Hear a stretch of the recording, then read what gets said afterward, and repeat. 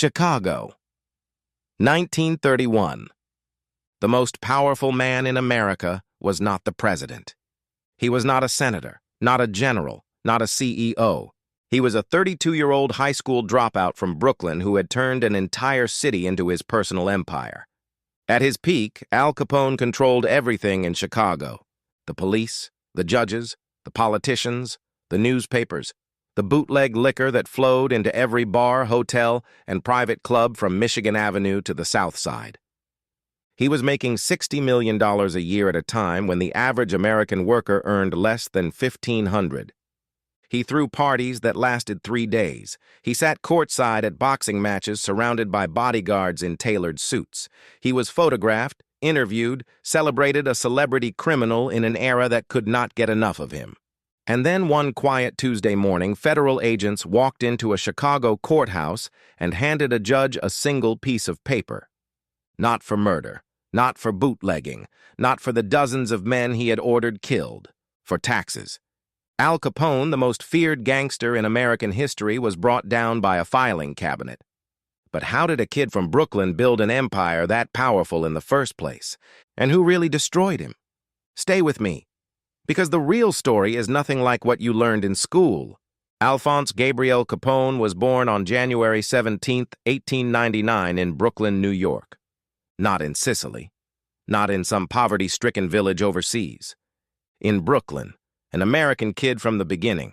His parents, Gabriele and Teresina, had immigrated from Naples, Italy, and settled in the Navy Yard neighborhood, a working-class community of immigrants trying to build something in a country that was not always glad to have them. Al was a smart kid, genuinely intelligent. His teachers noticed it early. But Brooklyn in 1910 was a world built on streets, not classrooms. And the streets had more to offer a sharp, ambitious young man than any school ever could. By the time he was 14, Al had joined his first street gang.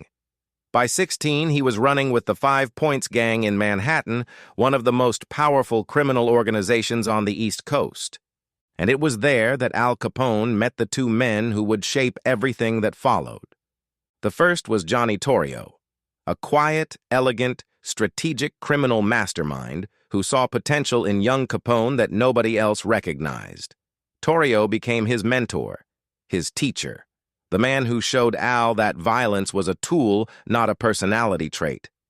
The second man left something more permanent. In a bar fight over a woman, Al made a comment that offended the wrong person. A man named Frank Galusio pulled a knife and slashed Al 3 times across the left cheek. Those scars followed Al Capone for the rest of his life. The press would later call him Scarface. He hated that name with every fiber of his being. By 1919, Johnny Torrio had moved to Chicago to help run operations for his uncle Big Jim Colosimo, the city's dominant crime figure. And Torrio sent for his young protege. Al Capone arrived in Chicago in 1919. He was 20 years old. He had $60 in his pocket and a scar on his face. Within 10 years, he would own the city. Chicago in the 1920s was the perfect city for an ambitious criminal. Prohibition had just begun. The 18th Amendment had made alcohol illegal across the entire United States. And immediately, spectacularly, the law created the greatest business opportunity in the history of organized crime. Americans did not stop drinking when alcohol became illegal. They just started paying more for it, and someone had to supply it. Al Capone understood this with perfect clarity. While other criminals fought over street corners and gambling dens, Capone saw the bigger picture. Bootleg liquor was not a crime opportunity. It was an industry. He built breweries. He established supply chains from Canada and the Caribbean. He opened speakeasies, illegal bars, across Chicago that catered to everyone from factory workers to socialites. He bribed police officers, aldermen, and judges so systematically that entire precincts of the Chicago Police Department were effectively on his payroll. When Big Jim Colosimo was murdered in 1920 almost certainly on Torrio's orders, and when Torrio himself was nearly killed in an assassination attempt in 1925, Al Capone stepped into the vacuum. At 26 years old, he became the boss of Chicago, and he ran it like no one ever had before. Capone was not just a criminal. He was a public figure. He understood something that most mob bosses never grasped. Perception is power. He held press conferences. He gave interviews. He opened soup kitchens during the Great Depression, feeding thousands of hungry Chicagoans every single day. The public loved him. They called him Robin Hood. They called him a man of the people. While simultaneously he was ordering murders with the same calm efficiency that other men used to sign business contracts. Between 1925 and 1930, over 500 people were killed in Chicago's gang wars, bombings, drive-by shootings, bodies found in alleys and dumped in the river. And sitting above all of it, dining at fine restaurants, attending the opera, shaking hands with politicians, was Al Capone. But what nobody outside his inner circle understood was that Capone's greatest strength was also his fatal weakness. He was too visible.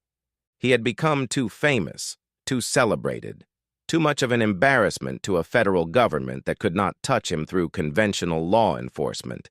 And in Washington, D.C., a decision was quietly made. If they could not catch Al Capone breaking the law, they would find another way to destroy him. By 1930, Al Capone was the most famous criminal in the world. He had been on the cover of Time magazine. He had been interviewed by journalists who treated him like a celebrity. He had survived assassination attempts, gang wars, and every investigation local law enforcement had thrown at him. He felt completely untouchable. He was wrong. President Herbert Hoover had personally instructed his administration to bring down Capone by any means necessary. The FBI, under J. Edgar Hoover, assigned their best men to the case, and a young Treasury Department investigator named Elliot Ness began building a team specifically designed to dismantle Capone's bootlegging operation. Ness and his team, who the press nicknamed the Untouchables because they could not be bribed, raided Capone's breweries and speakeasies relentlessly. They seized equipment, destroyed product, and cost Capone millions. But they could not make a criminal case stick. Capone's organization was too sophisticated, too insulated. Witnesses disappeared, evidence evaporated. Every time Ness got close, the case collapsed. And then the Treasury Department tried something different.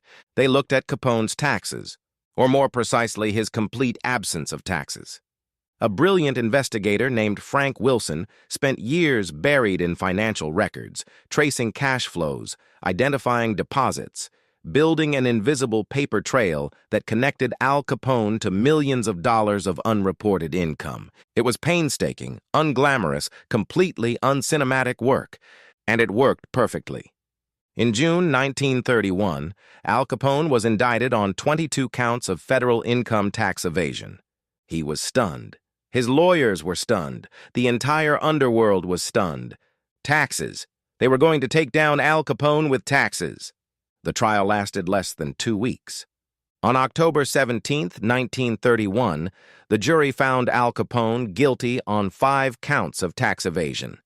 He was sentenced to 11 years in federal prison and fined $50,000. The most powerful gangster in American history walked out of that courtroom in handcuffs.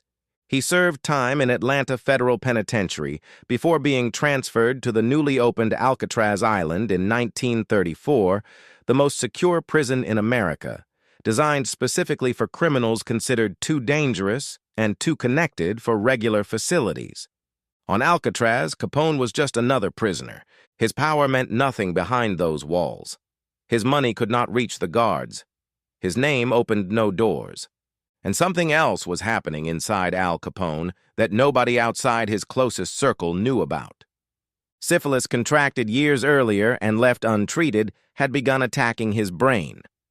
By the time he was released in 1939, Al Capone was not the same man who had walked into Alcatraz. He was confused, erratic. His mental capacity had been devastated by the disease. The King of Chicago retired to his mansion in Palm Island, Florida. He spent his final years fishing, hosting small gatherings, and living in a fog of neurological decline. Al Capone died on January 25, 1947. He was 48 years old. The city he had once owned did not stop to mourn him. Al Capone built the blueprint that every American crime organization that followed would study and copy. The corruption of public officials, the diversification of criminal revenue streams, the understanding that perception and public image are weapons as powerful as any gun. He invented the modern American mob. And in the end, what destroyed him was not a rival gangster, not a FBI bullet, not a courthouse informant. It was paperwork. 11 years of unreported income, a filing cabinet full of evidence that a team of accountants assembled one receipt at a time. The most violent criminal empire in American history was dismantled not with weapons, but with arithmetic. There is a lesson buried in that truth that goes far beyond organized crime. Power without invisibility is just a target. Al Capone forgot that, and the moment he became the most famous man in America, he became the most vulnerable. Some men are destroyed by their enemies. Al Capone was destroyed by his own legend. If this story hit different, subscribe to Silent Mob Files. Because every week we open another file that was never meant to be found.